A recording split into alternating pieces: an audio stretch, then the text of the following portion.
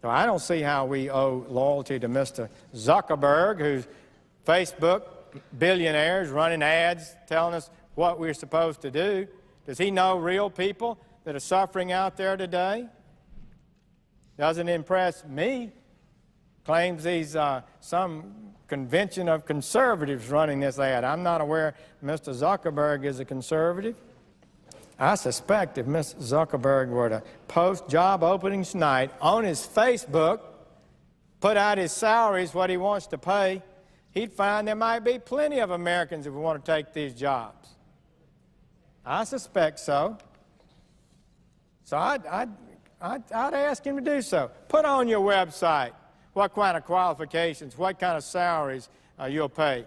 And let's see if we don't have more applications than you suggested exist out there.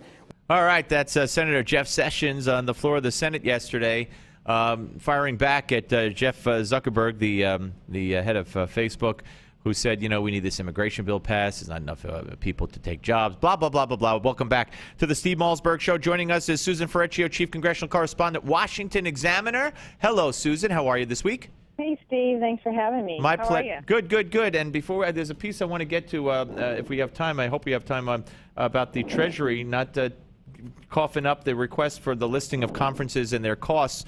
But I do want to start with immigration reform. So now we have, of course, this bill, this great security, border security bill that's supposed to solidify and give cover to Republicans to vote for the entire bill. There's going to be supposedly an announcement, or if there hasn't been already today. What's the status? Is this, you know, the guarantor that they've been looking for to help get this bill past the Senate? Well, that's the question. You know, can they get it past the Senate, and what will the number of votes be?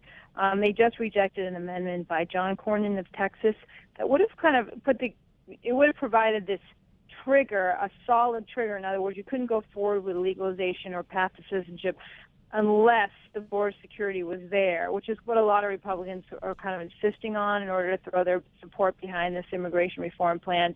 But Democrats hate it, and of course it didn't pass the Senate because Republicans just don't have enough votes over there, so it didn't get anywhere near the 60 that it needed.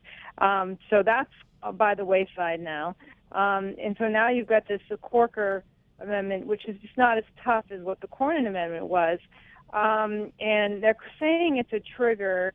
They're saying it's tough, but it's not the trigger that Cornyn had in place. So I don't think it's enough.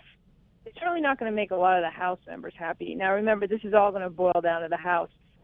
So if the Senate is able to get, you know, huge support for this, it will put some pressure on the House. But you just heard Boehner saying today, he's the Speaker of the House, John Boehner, that it's going to have strong bipartisan support. To me, that reads to me as he's not going to put something on the floor that's going to pass with Democrats. You know what I'm saying? Right. So if you go around and you talk to a lot of the Republicans, they're not thrilled with this pathway to citizenship.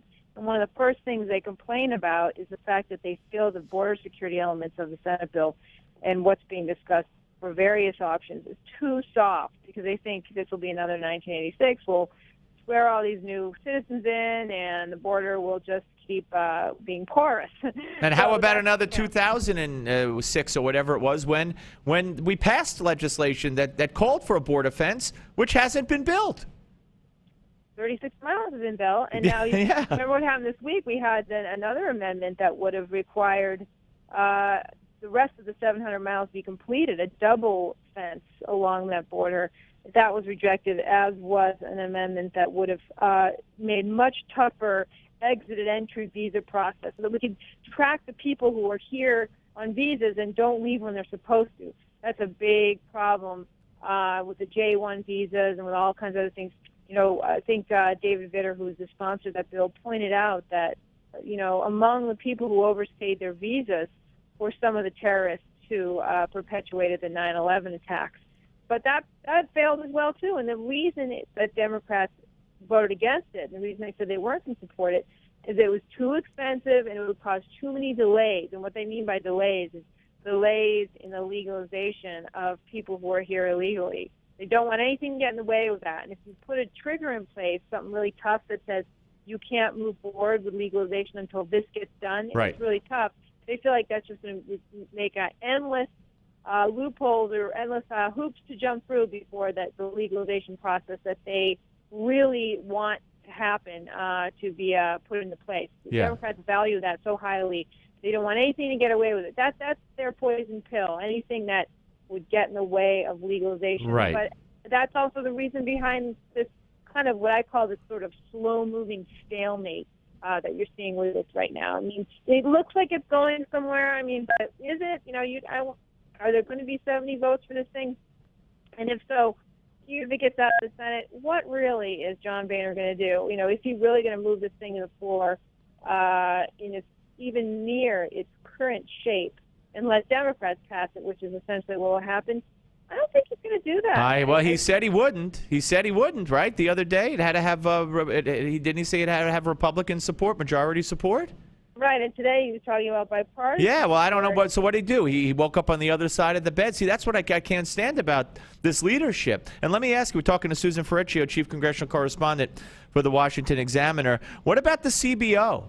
I mean, the CBO says that 75% of illegals will still keep coming. It's only going to stop 25% of illegal immigration. So it's not going to stop illegal immigration. And it says by 2033, which is 20 years from now, believe it or not, that 46 million more people will be in this country, immigrants. Where the heck are they going to get jobs and health care from? I mean, and by the way, 99% of them are going to vote for Democrats along the way. So I just don't understand what they think they're gaining by passing this bill, the Republicans. I don't.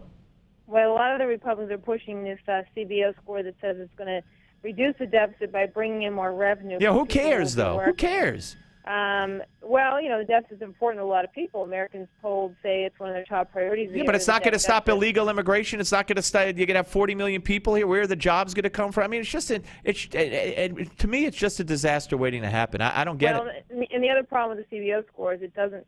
You know, the argument that they made against it. Remember the Heritage report that said this was going to cost a lot of money? Right. Well, the Republicans, you know, in their coordinated attack on that Heritage report, the proponents of this immigration reform bill, the GOP opponents, said, well, that's just because they're looking beyond the 10-year window. Well, this very CBO report that just came out does not look beyond that 10-year window, which some people think is really critical if you're going to fully understand what the cost of immigration reform might be.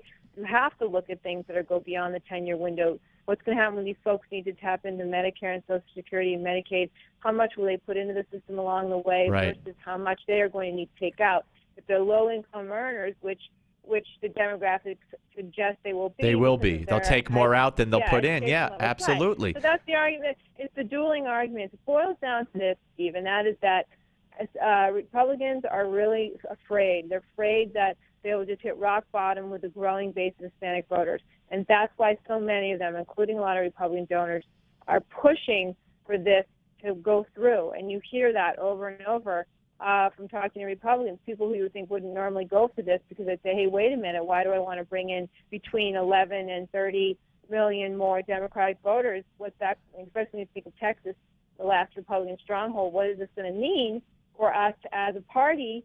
I think none of them are really digging into that. They're focused instead on the 27% that. Well, you know what, Reagan. And they think we need to fix that, and that's the only solution they can come up with. Well, no, but the only person who had a significant number of Hispanics dating back to Reagan's first victory was George Bush, and that was still a minority. Reagan won without them, without a majority and without any significant amount, and so did, and had two of the biggest landslides ever.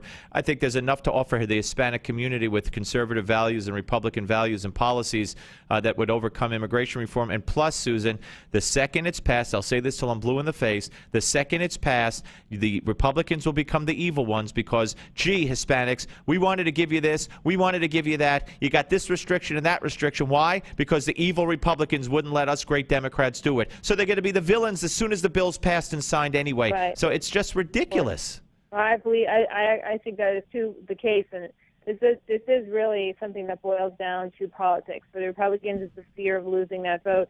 For the Democrats, they're kind of in a win-win situation. You know, as you say, they can easily criticize Republicans.